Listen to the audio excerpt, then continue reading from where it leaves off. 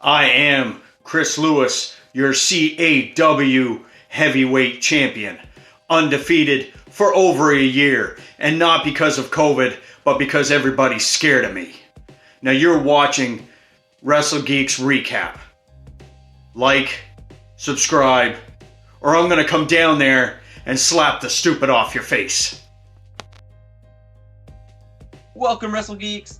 This is Wrestle Geeks Recaps for Impact Wrestling Against All Odds. I am your host, hailing from Canada, the Geek Trevor Firth, and being joined by, all the way from the UK, the modern day Viking, Jay Scriven. How's it going? Pretty good, man. And of course, also from Canada, the new Impact Predictions champion, Jordan Talbot. What a day it has been. What a rare mood I'm in. Right, guys, I'm really sorry. I need to interrupt this. I need to interrupt. So, I received an email today from Impact Wrestling. I'm going to read it to you guys. It says, "To our true love, Professor Dr. MD Viking. We are truly sorry for our mistake, as we did not realise who you predicted to win. We have fired the person we pay to watch Wrestle Geeks to keep us informed, so we can keep you as our predictions champion, as we don't want that American sounding Jordan, whatever his last name is. To make this mistake up to you, we have gone back and edited the show so your predictions are correct. Now, as the biggest Viking maniacs in the world, we do want you to stay the Impact Predictions champion. Again, sorry about the mistake. Love, your biggest fans, Impact Wrestling, Scott Moore, Don Callis, and the rest of the locker room. P.S. Wrestle Geeks rocks." Now, just to show you guys, look, it is signed by them. Look, just down the bottom there. Yeah, so it's factual that I'm staying the champion. I love how you did your own squiggly lines to say it was. Oh, that's cute. That's adorable. I didn't do this. This is an email, guys. Honestly, signed. And then when I had that authenticated, it's definitely them. I just feel bad, Jay, because I couldn't hear you because I got one championship reign in this ear, and what's in this other? It's my new championship reign. Oh, right now you sound like Burnt and Bland. Don't get that one, dude. We're Canadian. Yeah. Oh, okay. Burnt and Bland is what they got. What Fire and Flavor got called on this week's on Against All Odds by Susan. Right. Burned and Bland. You're right. Burned and Bland. Okay, that makes sense. I forgot that they got called that, actually. I like it. That's actually, no, it was a good one. I just had it slipped through my mind. But guys, listeners, thank you very much for all the support that you give us. Like, share, subscribe, leave comments down below, and if you really want to help out, we now have a Patreon. So please, the link is down in the description. Head over to patreon.com/WrestleGeeks2020. We have a couple different tiers. Anything you do there helps. We have some cool things planned for the future, and all of that just helps us get there faster. But, against all odds, we open up with the tag team match between the Good Brothers and Tommy Dreamer teamed up with Sami Callihan. This is a hardcore match, I believe. Jay, you want to take us through it? Yeah, it was really nice to see these guys not try and lock up and stuff and just accept the fact that it's a hardcore match and literally try and beat the shit out of each other with everything they could straight away. Yeah, but the Good Brothers put Dreamer through a table, and then after that, Carl throws Doc at Sami, who's in the corner. Sami reverses with a big boot and then gets the bat and hits Carl Anderson with it, and then gets the pin. So what do you guys think of the match? I thought the match did exactly what it had to do because I think, no offense to the other three guys, but the most important guy in this match was Sami Callihan. And he had to either win or get the pinfall, and he did for both. And so this helps him with his push into Slammiversary. I like the fact that, like, at the end, he does the thumbs up, thumbs down to Tommy Dreamer and does thumbs up. That was a Oh, beautiful. you can't do anything else to Tommy Dreamer. I mean, it's Tommy Dreamer. I mean, let's be honest here. Tommy Dreamer and Sami Callihan teaming up is probably like a dream come true for Callihan. Oh, probably. Under any other circumstance, would never have made sense. So it's really cool. I enjoyed it for what it was. Great opening match. Good use of weapons. I enjoyed all the corner spots that had the wedge chair. That was some fun stuff in there. But yeah, overall, great match. I agree with you guys.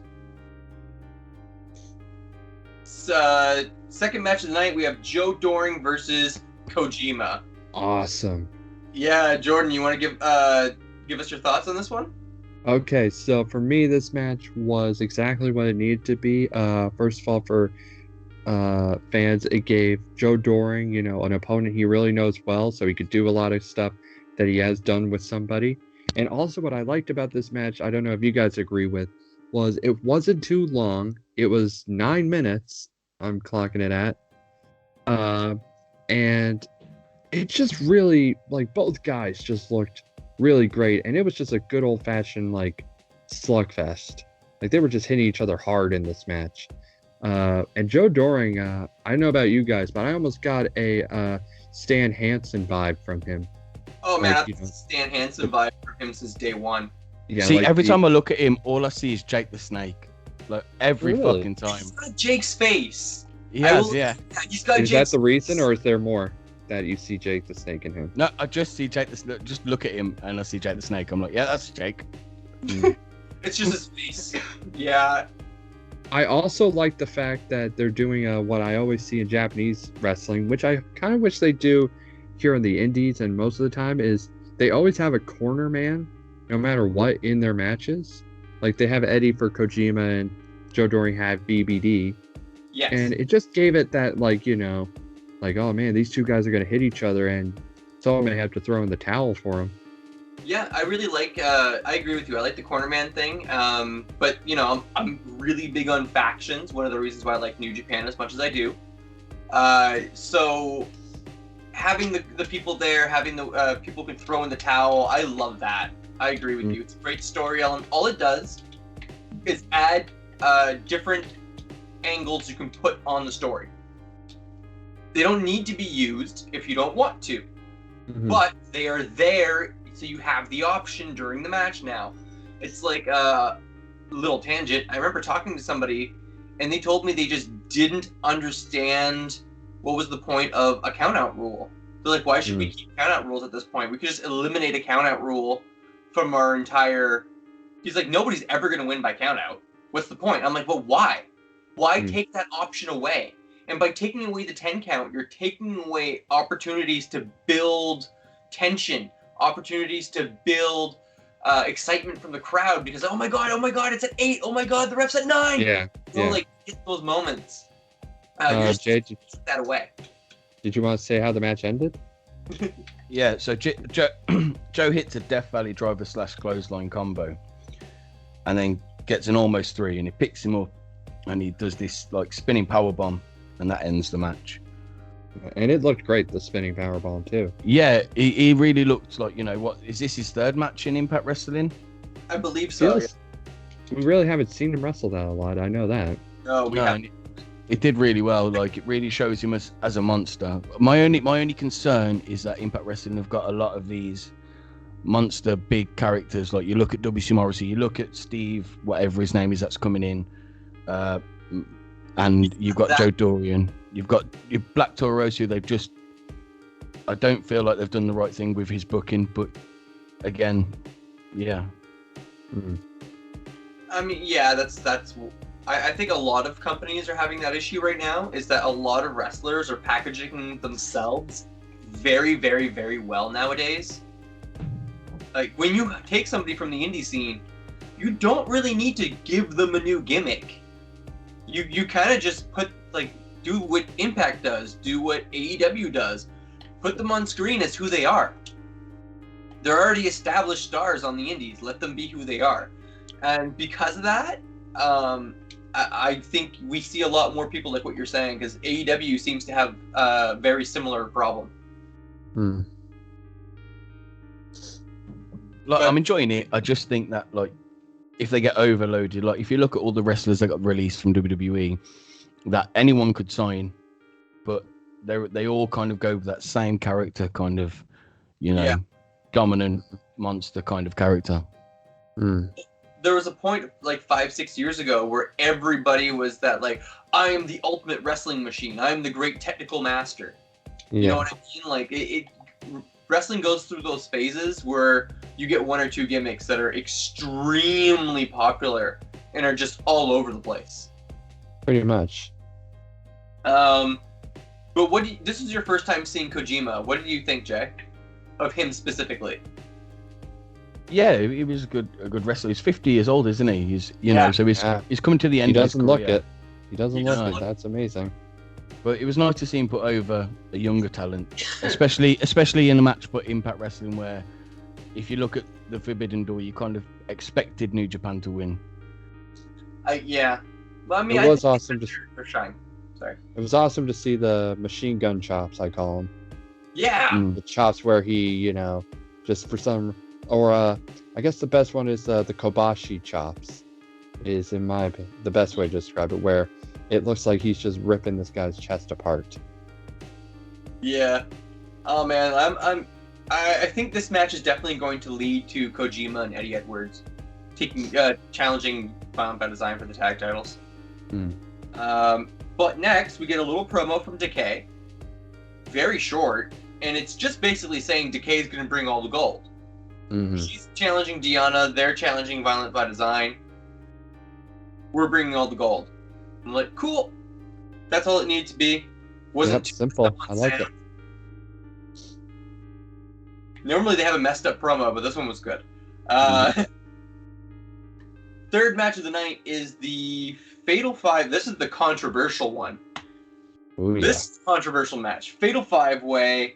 Ace Austin versus Chris Bay versus Rohit Raju versus Petey Williams versus Trey Miguel. Number one contendership for the X Division title to face Josh Alexander. Jay, do your best.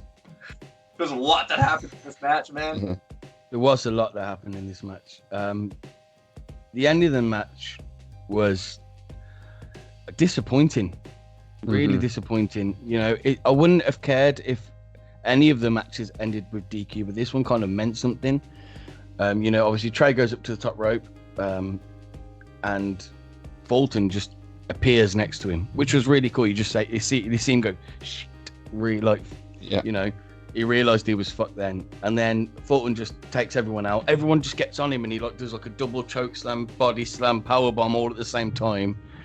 And then he pulls Ace over Rohit and Trey to get the pin, but the referee ends it as a no contest instead of counting. So some people are online, like, I'm just gonna say, like, some people are online are really pissed off because they're like, oh, well, it's a no DQ. I'm like, well, that's not a disqualification. That's a no contest. The whole match was thrown out. That's not the same thing. Any referee has the ability to throw any match out the window at any time. They have that right. So technically, I can't fault the referee. Like, it's not... I like this. Just not on a pay-per-view. Not on what is essentially a pay-per-view. I would have been fine with this on Impact TV. That would have been awesome. Because they're just giving their refs authority. They're showing that their refs have power.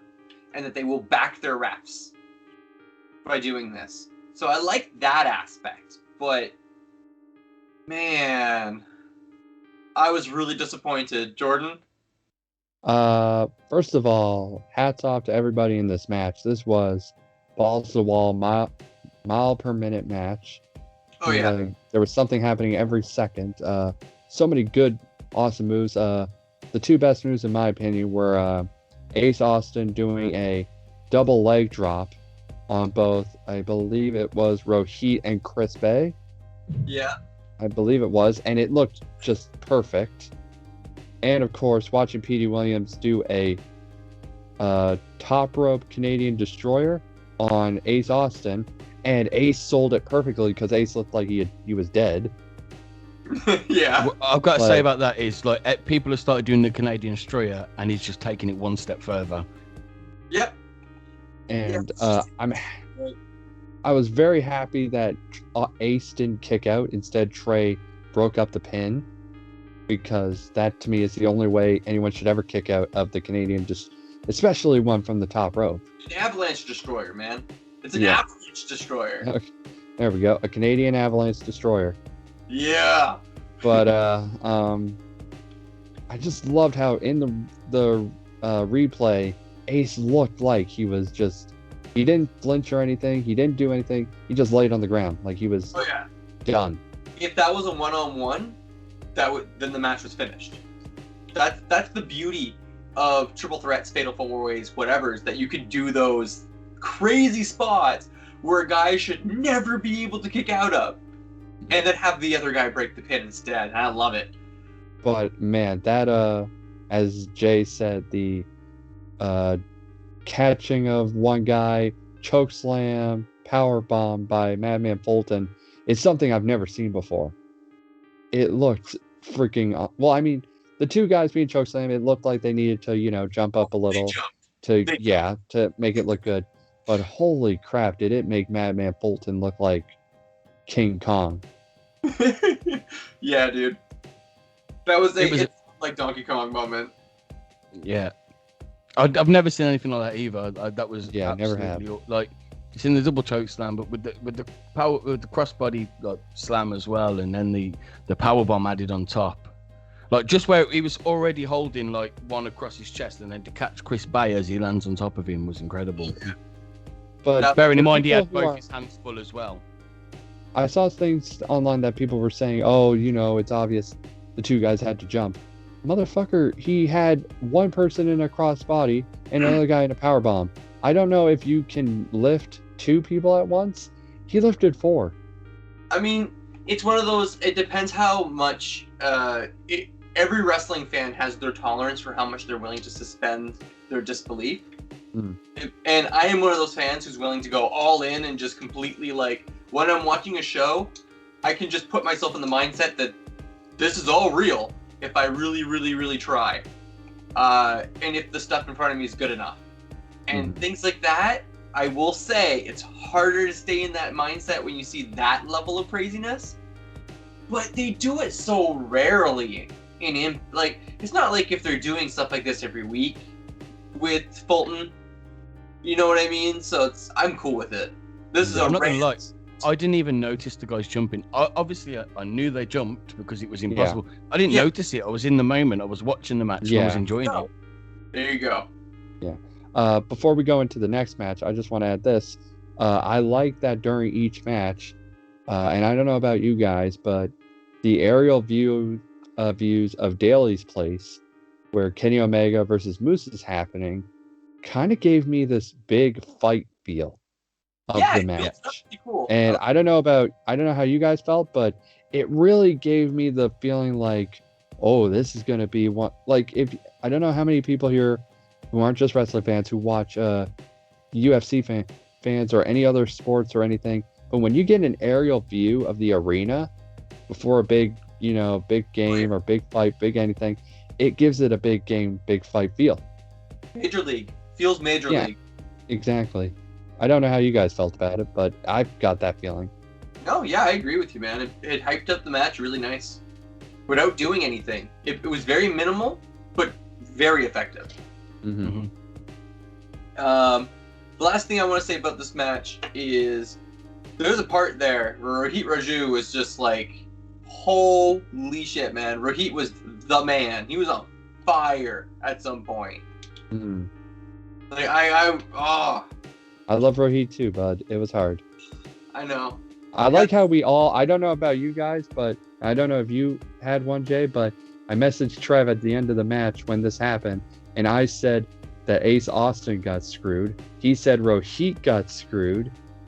And I say Trey got screwed. Yeah, it's hilarious how all three of Trey us was on the top so rope. He was about to win the match, and then fucking Fulton just jumps up from nowhere like jizzes on his face. Well, when Fulton put him on, when Fulton put Ace on the guy, I'm like, yes, ball game. The ref calls it. I'm like, you son of a bitch. I would have clean sweeped. But are we all kind of in agreement that if this would have been done on, if that finish would have been used for a TV episode, it would have been cool? I'm No? actually not. No, I actually like it happened on here. Oh, okay. I did not expect that. But man, you are the minority on that one, I will admit. But hey, at least that means some people out there definitely liked it. There we go. I suppose this builds to a 6-way for Slammiversary, doesn't it? You know, if one can't be the number one contender, they can all be the number one contender. I've heard people. I've heard mentions of an X Division match. The Ultimate X match. I've heard people talking about. Oh man, I've heard so many different. The Ultimate X match would work really well. Oh yeah, I'm very much hoping it goes into that. I kind of am too. I'm trying to remember what the other big one that they mentioned was King of the Mountain match. Ooh, haven't seen that in a while.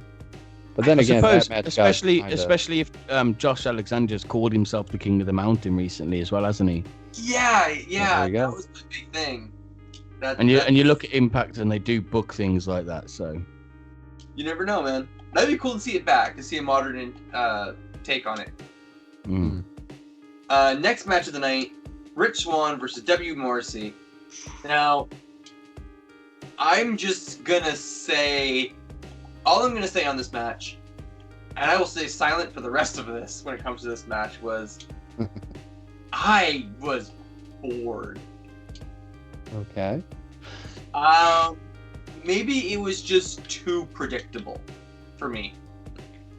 Because I was just sitting here going, yep, this was 100% exactly, almost like moment per moment kind of what I expected from this match. That disappointed me a lot.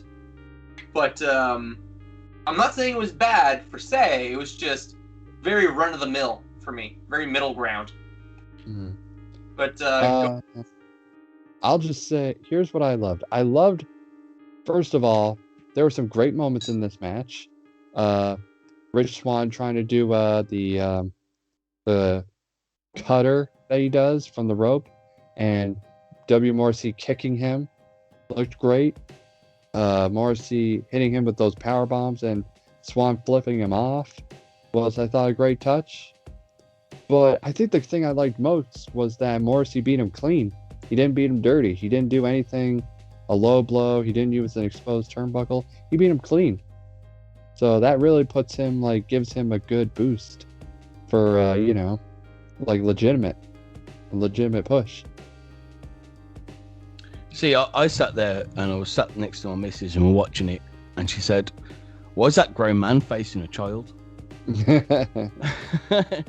And it really, I thought, Moose towered Swann. Bloody hell, Morrissey, honestly, it did look like me play wrestling with my son, my 11-year-old son. He's so giant, and you could tell that Swann didn't have a chance for the whole of the match. You know, It was very overpowered, Morrissey, which obviously he needs at the moment because that's kind of his gimmick. But yeah, it was nice to see him hit an F5, and then so at the end of the match, W. Morrissey hits an F5, and then he hits 2 power bombs, and Swann flips him off like you said, and then he hits the 3rd power bomb and picks up the win. But again, the match was just a bit, I felt like it was too predictable. Kind of knew what was going to happen. I loved the fact that when he did an F5, he stood still. He was still standing when he did the F5. He just threw the F5 like, I'm still standing. That was awesome, I thought. Yeah. It was good. But next we go into Diana, Kimberly, and the Crackhead basically doing the same thing Susan just did. Talking about the titles, that they were all going to leave champions. Rosemary just did. Yeah. You said same thing Susan just did. Just wanted to... Yeah. Oh, sorry. Yeah, the same thing Rosemary said with Decay. Pretty much. Yeah, this was... You see, now she said, though, you two have to are going to finally be able to proved tonight that you deserve to be next to me. So does that mean that's, you know, depending on the outcome, if they lose, they won't be there anymore? Like, is Deanna gonna come out on Thursday and be like, Kimber and Susan, you two are useless, I'm done with you, I don't need you? I hope so. I need this Susan character to drop now. Obviously, in this is when she called Fire and Flavor burnt and bland. Yes. And I just need go back to See Young, go back to whatever. Just it's someone new. I don't care. This Susan character. I'm just bored of it.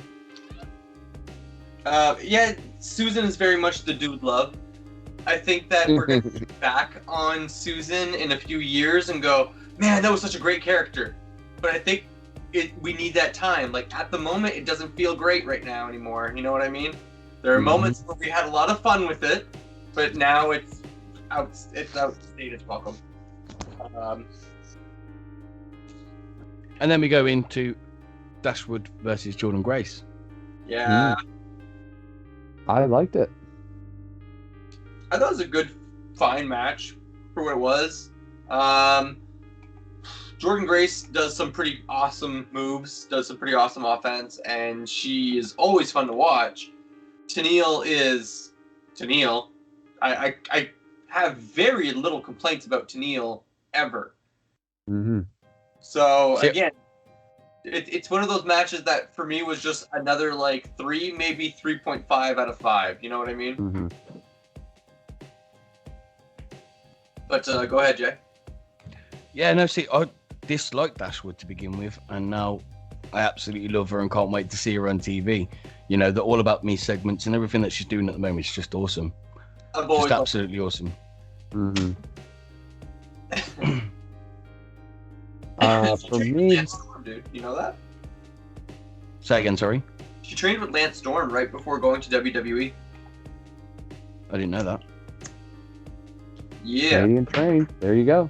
World of Hurt Wrestling, dude. World of Hurt. Check it out. What I loved about this match is that I don't know about you guys, but Tenille looked really like serious in this match. Like she really gave off a more like, you know, I'm not fooling around here. I'm here to win.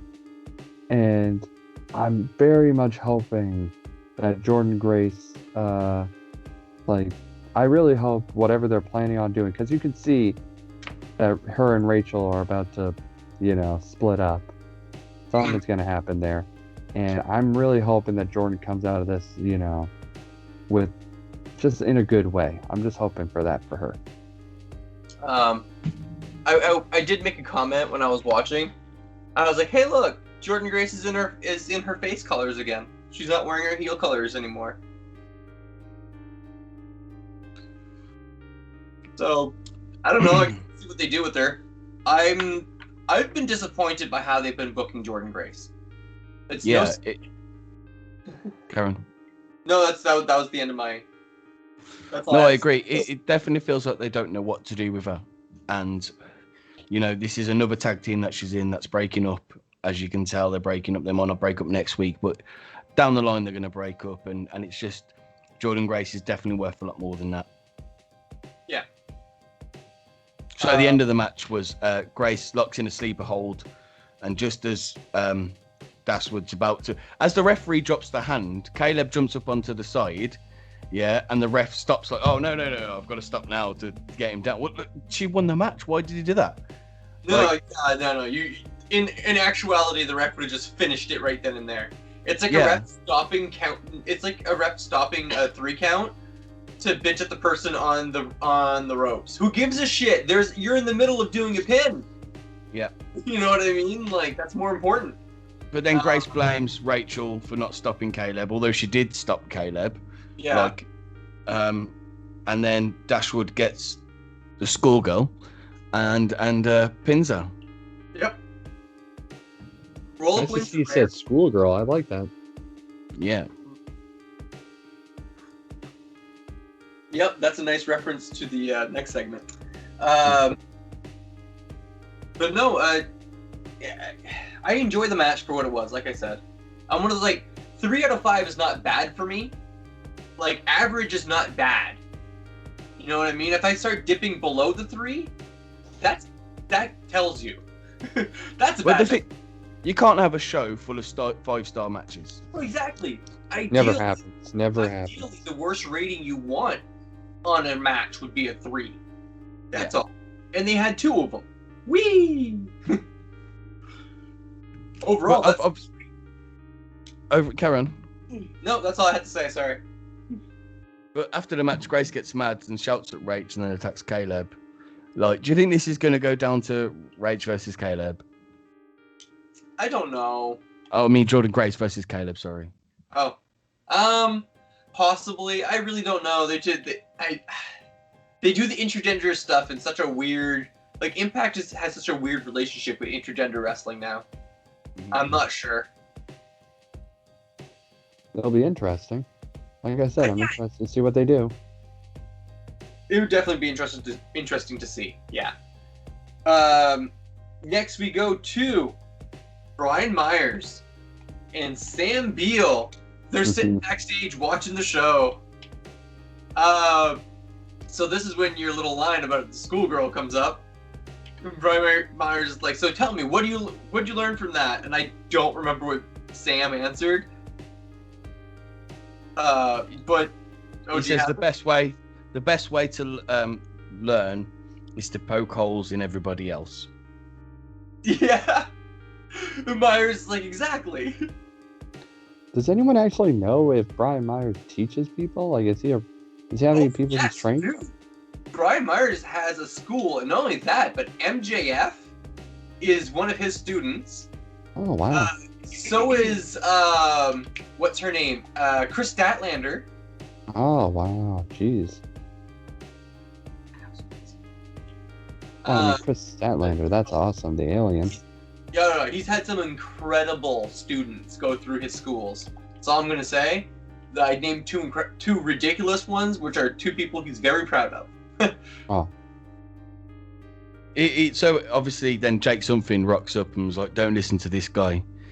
And Myers says to Beal, like, don't take advice from someone who's not booked on the show. He's not booked on the show. You're not on I the like show, he's saying that while he's not even wrestling. That's just a fun little dig. Yeah. Oh, that's perfect there. And then Jake Something gets in his face and like, let's prove something. And he says, Beal, write this down. Don't take the bait, and walks off. And of course, after he walks off, Sam! Yeah, you see Sam Beal just grabbing his stuff and scurrying to catch up. I love it. This is why I like when ex-WWE guys go to another company and really pretty much in their own way, because Carl Anderson said something that was really smart. He said, why do people always thank people after they've been fired from a company? You should be going out there and pretty much proving them wrong and giving them a middle finger saying, this is what you could have had. Yep. And Brian Myers is showing that, like, really, he's just knocking it out of the park. Oh, absolutely. If you compare it to Cardona and Myers, like, night and day. Look at them in WWE, their careers, and then look at them out of WWE, their careers. It's night and day. Mm-hmm. He also said that he's made more money in the last year than he has when he ever worked anywhere else. Well, that's the way the business is now. He's hustling now. To be fair, he's hustling. When you're on the indie scene, you can make a lot of money if you're really good and if you work very, very hard. Because you control your schedule. Yeah. Mm-hmm. So it's on you when you're on the indie scene. Now the next match. Impact still counts. But now we go into this next horrible match. Oh boy. Knockouts, tag team titles, Fire and Flava versus Kimber and Susan. Can I just say something before you guys go on your speeches? Your turn. I love Fire and Flava. You guys know that. I'm fully behind that team. Kimberly is one of my favorites on the indies, and I hope to God she, does well in Impact. Susan, you're absolutely right, guys. Please, crackhead Susan, go away. Bring Bring back Su Yung, bring back Susie. Either one would be great. But this match I don't know. I just couldn't get into it the way I used to, because there was even a fun spot where Susan is in the match, and Fire and Flava do this great thing where someone leapfrogs or piggybacks on someone and pokes them right in the eye, and then runs right back. I thought that was really fun, a great heel tag team thing.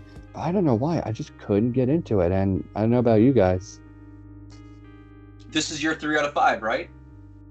I don't even know if it's a 3. I really don't know. I mean, it was a good match, but it just didn't have that spark that I need to give a 3 out of 5. I think is, no offense to Kimber and Susan, we've seen better title defenses. We've seen better quality matches come from other opponents in against Fire and Flava, and I don't know. Sometimes some people are off. Who knows? I just don't feel like Kimberly and Susan work as a tag team. Again, I felt I was bored during this match. They had some good spots. It felt like the rule of tag team just went out the window. A few times in the match, it was just a bit hit and miss. Tasha tags herself in, drop kicks Kimberly, and then runs back to the top rope and does a frog splash onto Susan to get the win. It was a beautiful frog splash, but just a bit, I don't know. Yeah, No. It was nothing special. It was just a match. It dragged a little bit. Like I said, I'm happy to see Fire and Flava, but it just didn't. This just didn't work for me. I didn't know Kira Hogan had a girlfriend. Oh yeah, what's her name from LAX? Diamante, I think. Diamante. Yep. Diamante, I believe. No, I did not know that. You did not know that. Holy crap! No, I didn't know. I mean, I saw it on Facebook today. I was a little bit shocked. Honestly, this Pride Month has made a lot of people in the wrestling community come out. While as 2 months ago, if you were researching LGBTQ wrestlers, your list was actually not that big, because a lot of people just aren't vocal about that stuff, because you don't need to be. If you don't want to be vocal about it, you don't want to be vocal about it. If your gimmick isn't obvious, it doesn't make it obvious because you're not playing into that, then good on you. Like Darren Young Fred Rosser, has never played up the fact that he's gay, ever. Mm-hmm. But oh, go for it. I like the fact that not that you can't tell. Don't mean it in that sort of way, but that they're not getting booked as homosexual. And it doesn't matter. It doesn't matter that, and I really love that. Like, if you look at not that long ago, 10 years ago, it was a joke. Someone was gay and it was a joke, and even longer than that, if you look at Goldberg when he first started, and obviously he wasn't homosexual, but he played that character and would rub himself up against people's groins and stuff like that, and it was about being a joke. Dude, Billy and Chuck, Rico, come on. Or Orlando Jordan. I've ranted about how horrible that is, and how the biggest, most horrible FU representation of bisexual I've ever seen in my life. Wow. I can't believe the guy is actually bisexual, because I'm like, how are you not being offended by what you're doing? Yeah. I'll just say this before we go into the next thing. Hey, gay, transgender, lesbian, bi, treat everyone the same, people. If you're treated good by them, treat them the same way. New tagline, man. Always wrestling is forever. I don't care what you do behind closed doors. Hey, if you're cool with me, I'm cool with you. 2021, people, let's grow up. Yeah. But we go into the next match. You want to head into that, Jay? Yeah, so we've got Decay versus Violent by Design.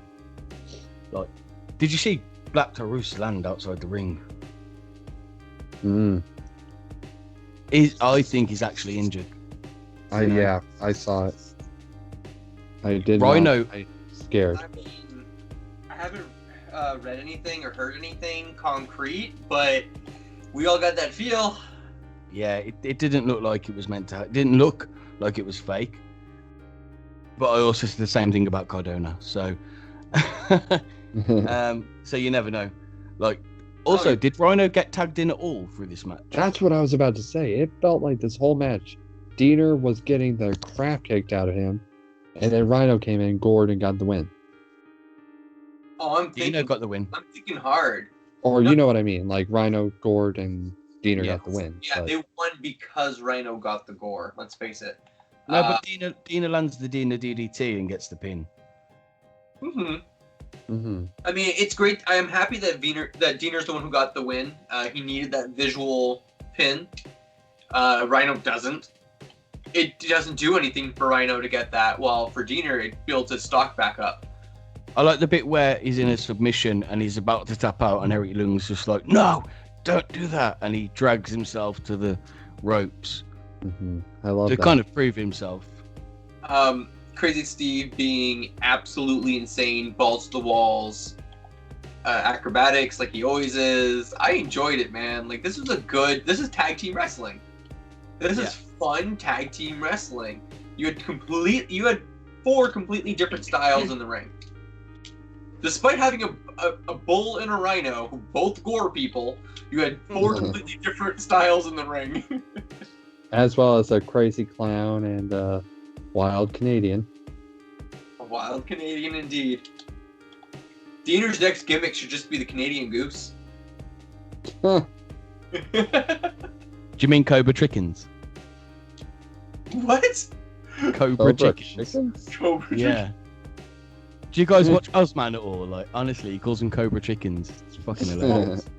No, I did not watch that. I mean, as a D&D player, I've seen jokes of the Goostra, which is it's a goose but a hydra. And as a Canadian, that is horrifying. But no, this match absolutely amazing. Had a lot of fun. Tag team wrestling, exactly what it should be. Anything else for you guys want to say on it? I thought it was a good old-fashioned, nice little tag team match. I'm very happy BBD didn't have a short reign. Yep. Jay, anything else? No, just, I just hope Black Taurus is alright. Black Taurus is alright. So next we get a promo by Mr. Mayhem, Macklin, which, here's the problem for me. He's calling himself Mr. Mayhem. Great. Wardlow is called Mr. Mayhem over on AEW. Yeah. That's just one of those cases of, like, probably should have paid more attention to who's on TV using what right now. That's all. What I'm pissed off about is Mayhem was my created character in all the WWE SmackDown games and WWE fucking forever. You told me that. And then all of a sudden, fucking, he's Mr. Mayhem. Fuck off, that's me. No, dude, you're the Viking. I am the Viking now, yeah. You're the Viking of Mayhem. There you go. I don't know. Little vignettes like this only do so much for me. You don't need one every week when a guy isn't like we didn't need one on the last episode of Impact if we were getting this. And we didn't need this because we had one on the last episode of Impact. I totally agree. Yeah, exactly. So, Impact kind of overloads their episodes sometimes with little things like this. Do you know, they could let it breathe more. But do you get the EC3 feel like when he left and control your own narrative kind of thing going with it? Like, it obviously not the same, but like they're doing the same thing that they did with EC3, where a little bit actually. Now that you mention it, I think we'll see. Like, he's got no history, obviously, so they can't do like the same style of how EC3 came in. But we can see what we'll see. I want to see something interesting. Yeah. I want to see something interesting. Just have to wait and see what happens when he debuts. Yep. Next match. Oh. Knockouts title match. We have Jordan. Do your thing. The queen of my wrestling heart, and I'm not saying that because my girlfriend's like that to me, who I am sorry that I have betrayed for picking she who shall not be named at this moment for winning. This is your fault she lost. This is all your fault she lost. You need to know that. She's blaming you. She watches this and she's like, it's Jordan's fault. I lost because he didn't believe in me. Her heart's hurting because of you. Just know that. Just know that. How the fuck am I supposed to answer anything after that one? How am I supposed to feel right now? I love how soul crushed he looks. I wish I had the power to just shed one single tear. That wouldn't make up for her tears. I know. Believing in her. I've already filled up all the jars and sent it to her, hoping this will appease her. Oh, what have you filled them up with, mate? That's a bit creepy. Jars of tears, money, and also... We'll leave the last one empty. We won't mention that one. No, don't say anything. I have to censor, please. Wow, so if that's the one thing you're gonna censor, jeez.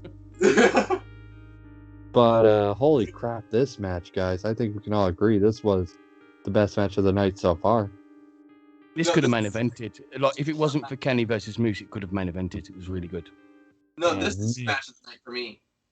I will say, this is match of the night for me. Yep. Like, I think we can all agree Deonna is going to be a champion for a very long time. Oh, absolutely. She's going to, like, I think they might just make her beat Taya's run and just make her long champion. They should, because, like, she has just been having match after match, like, title defense after title defense. They're just unbelievable.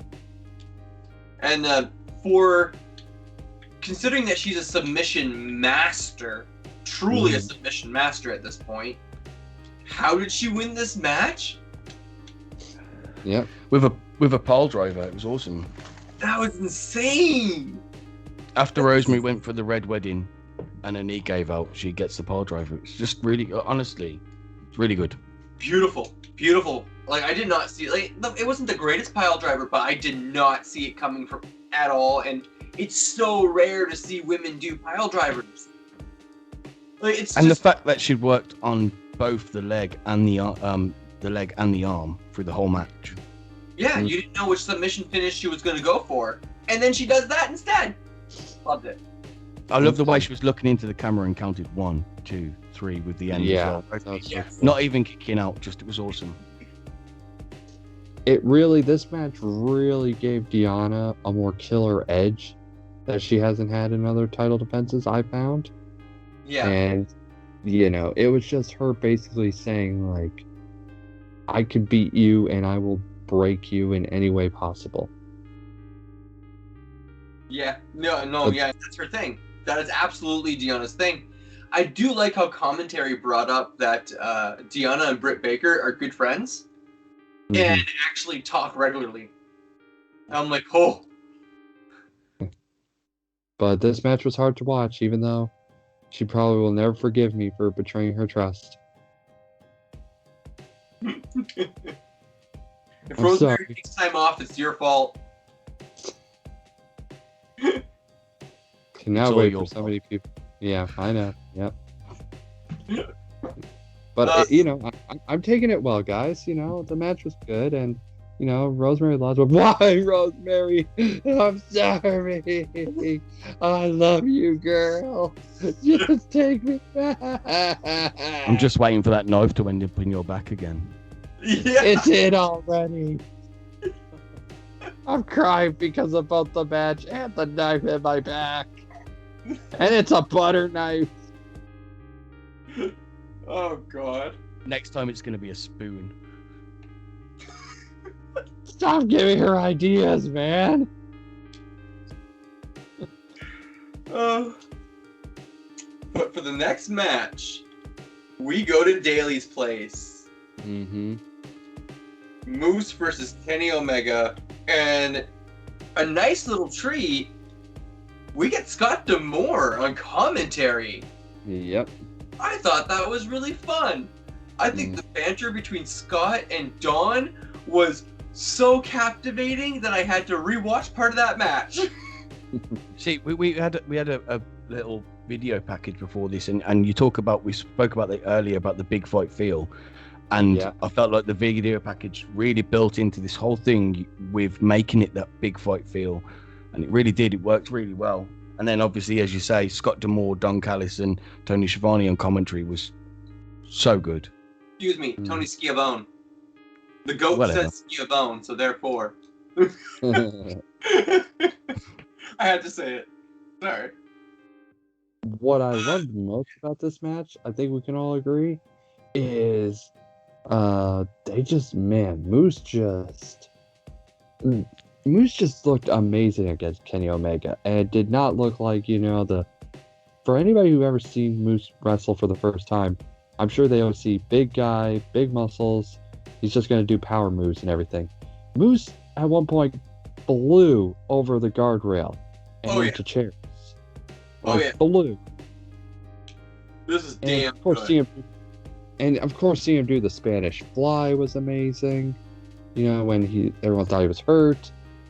It's just, man, Moose, this match, like, if anything, Moose just became like somebody who AEW is wanting, WWE everybody's gonna want Moose more than they did already. I heard from Johnny Swinger, and he said in an interview that Moose has re-signed, but he wants to make the announcement himself. And I was just thinking, you've just made that fucking announcement. Like, yeah. Like, hello. Damn it, Swing. You're drinking too much from this palace. Yeah, but, dude, it's Johnny Swinger. How much can you actually believe what he just said? No, yeah. I believe everything he says. Moose is re-signed, baby, but he wants to say it himself. Yeah! Like, that's how he probably said it. Probably. Oh, wow. But the match overall was absolutely insane. I loved a lot of the it's fun. It's gonna be one of those matches I think I'm gonna go back and watch a few more times probably. This was really fun overall. It was really good. Continue. Sorry. No, carry on. I love the whole thing of us as a fan. You're wondering the one question in your mind: can Kenny Omega hit the one-winged angel? And Jay, if you want to take it off of how they actually did that, because I thought the way they did it, what pulled it off was perfectly. Oh, I saw this ending coming a mile away. Yeah, so Kenny pulls the ref in front of a spear, and then the Young Bucks run out.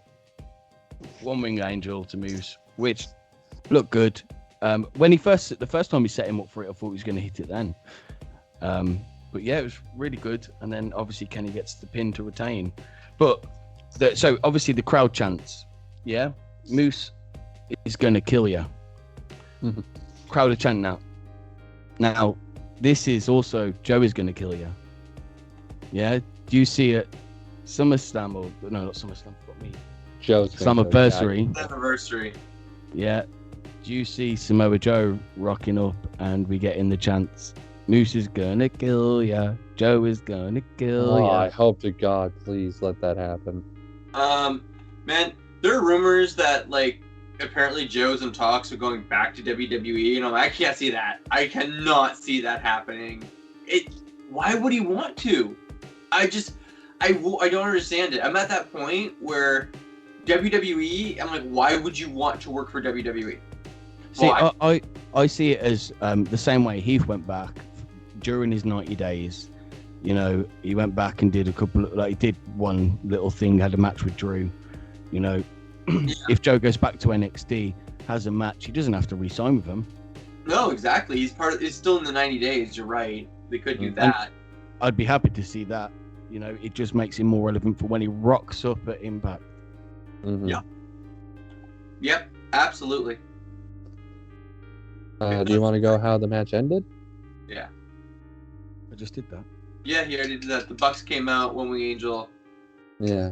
But how do you guys feel about seeing the Young Bucks show up?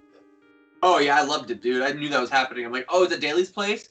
Oh, the Good Brothers are going to be stuck somewhere else? They're not going to be at the same venue? Okay, I guess we're getting the Young Bucks to come out instead.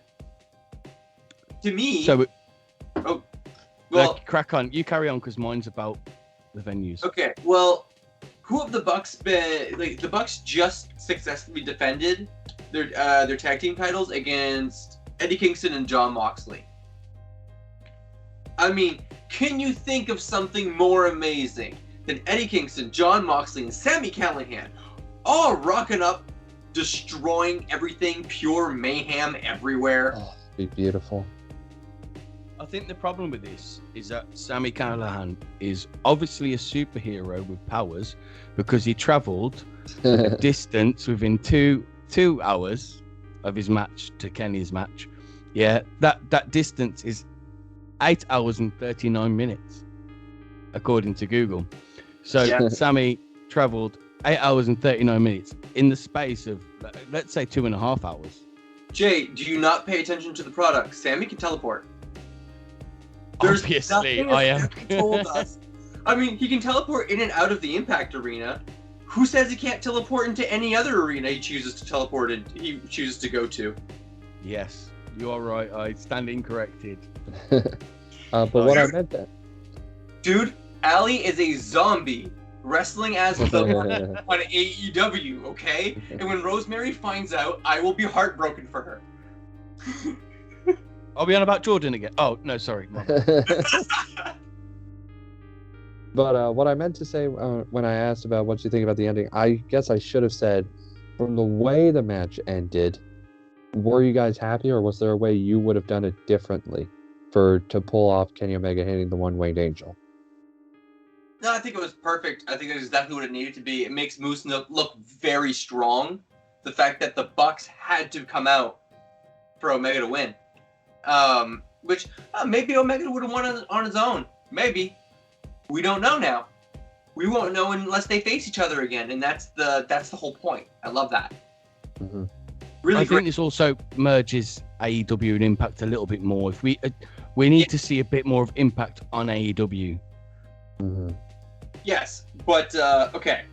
So now that the match is done, Don Callis comes out, pissed off as hell. Mm-hmm. Sammy's about to Pillmanize Omega, and Callis fires him. You're fired from Impact Wrestling. Congratulations, you don't have a job anymore. Done. Mhm. And you hear Scott D'Amore being like, "Excuse me?" Yeah. Like, nah. Like, I expected Scott to say something right then and there, but no. Scott just kind of followed Don, and I think if you missed that one line from Scott D'Amore, you would not get that Scott is pissed at Don. You would think that they were united because they walked out down the tunnel together. Mm. I don't know. I think we needed a bit more from Scott. I think we needed Scott like berating Don as Don was walking off. Scott Can we also? instead. Can we also? Oh, sorry. No, go for it. Done. Can we also agree that it was awesome to hear Scott D'Amore when the ref counted 3, Scott D'Amore shouting in the microphone, "This is bullshit." Oh yeah, absolutely. That was great. I'm excited to see where this is gonna go. You fired Sami Callihan? This is a great storyline. I want to see how pissed Sami gets now. I think this is the start of, obviously we know that Don Callis has been removed as VP. This is the start. This is what's going to get him in the most trouble. Yeah, this is what's going to lose him his job storyline wise. Mhm. Yes. I also think this is going to be the bridge between Impact and AEW. This is going to be the moment, the turning point, where we're finally really going to get some of that good crossover stuff. Mm-hmm. Well, Sami Callihan has no, quote unquote shackles with Impact Wrestling. He's just going to show up wherever the fuck he wants to show up. Yep. Also on Twitter, they unfollowed him. I love it. Impact Wrestling unfollowed Sammy. See, It's that's the great. little That things is like great. that make it work. Yeah.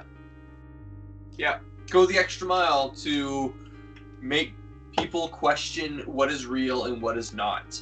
That is wrestling. Love it. Like when people say it's impossible to fool the fans, no, it's very possible. Like if you do enough online, like people say because of online wrestling, it's impossible to trick people anymore. No, it's easier now, I find. Because all you gotta do is post one thing and people will follow it. Spend a year being honest up front, building their trust, and then when you start doing things in character, they're gonna think it's all honest and upfront. You're right. I've seen it before. But guys, overall, I had a lot of fun with Against All Odds. I think it was a great show. The finale was really fun, and I was just sitting there like, oh my god, what's gonna happen next? What's gonna happen next? I can't wait to watch Impact on Thursday. Like, I am excited. I am super excited. I'm more excited for this week's Impact than I've been to watch any wrestling for the past 2 months. Easy. That's great. Good job. Great job. Very happy. Very happy. Yeah, it's an awesome job. One thing I want to address. I see this a lot online. People wondering, like, okay, well, how do I watch Impact? Easy, guys. Impact Plus is an amazing app. It's like you can watch Impact, BTI, and Impact after it's done airing live. Like right after it's done, they post it. It's incredible. I'll tell you something. In the UK, and I'm on one of the Impact Wrestling chats, and every week, it could be even every day, I get someone on there go, "Where's Impact Wrestling? Why is it not on TV?" It's been months now, guys. Come on. Get fucking over it. Like, get online. Oh, it's too difficult to watch. Can't watch it on TV. What do you mean it's free to watch? Free. Yeah. It's 3 o'clock in the morning. I can wake up and I can watch it straight away. Why are people? Oh, well, I don't want to do that. I want to watch it on TV. Why? Have you not got a computer? Have you not got a phone? Like, yep. ImpactPlus.com. There you go. App. You can get it on smart TVs. You can get it on your PlayStation. Sadly, you can't get it on your Xbox, but I'm sure that'll happen eventually. Yeah. No, it's I don't know. I think it's a beautiful, amazing app. I think the website's great. It's very user friendly. Awesome. No complaints with it. It's better than WWE Network has ever was. I've got one complaint with it. Oh. So, every time I pay for it and I pay for it to recur, they cancel my subscription like within about 4 days. So I get that month and then I've got to re-sign onto. But every 4 days after I subscribe, back onto cancelling. I have to keep doing it. What? That's really weird. You need to contact somebody, dude. I've seen other people saying having the same problem. I think it might be a UK problem, but. Oh, okay. Well, if enough people make here's the thing: when people experience these things and then they go on Facebook or they go into groups and bitch about it or talk about it, but they don't actually make official complaints, the companies don't realize how big this problem actually is. Yeah. Oh, just saying. But yeah, I had a lot of fun. I thought it was a great episode. Jordan, anything to go out on? I just have this. With my beautiful woman standing next to me, Rebecca, the love of my life, outside of wrestling. Last night was a beautiful moment, but there was something I just need to say. You know, winning this championship again would not have been possible without two men who are the most important friends I have on this channel. Two guys who I really love and I really admire. They're two amazing guys because without them being the losers in this, I would not be the incredible, handsome, diamond champion that I am. I am, of course, talking about the modern day Fike Stink, Jay, and the geek. I couldn't think of anything clever with that one. Trevor, thank you guys for being the losers that you are. And as long as I'm champion, the losers you will always remain. Raise your glasses, everyone. The champ is home. And staying home. I can't believe I'm going to say it, but first two-time champion, congratulations. You will be losing it at Slammiversary back to Jay, sure. Excuse me, guys. Do you not remember the email? I am still the champion. Like, the impact of... Oh, God, Canadians confused. Well, Anthem is a Canadian-based company. And they did say you sound like an American, Jordan, whatever his last name is. All right, well, sorry. Let me rephrase, okay? Woo-wee! I am excited as hell to be the new two-time champion. I want to thank Jim Cornette, that big old piece of shit who would like to pimp his wife out more than I like to pimp my pig out. Wait. Oh my God. I am so excited. I'm gonna celebrate with Jimmy. Jimmy, get your wife out here. Get your wife out here, Jimmy. Oh my God. On that, Wrestle Geeks, please like, share, subscribe, leave a comment down below. And remember, wrestling is for everyone. Or else, Jimmy, come on, get that big old wife of yours.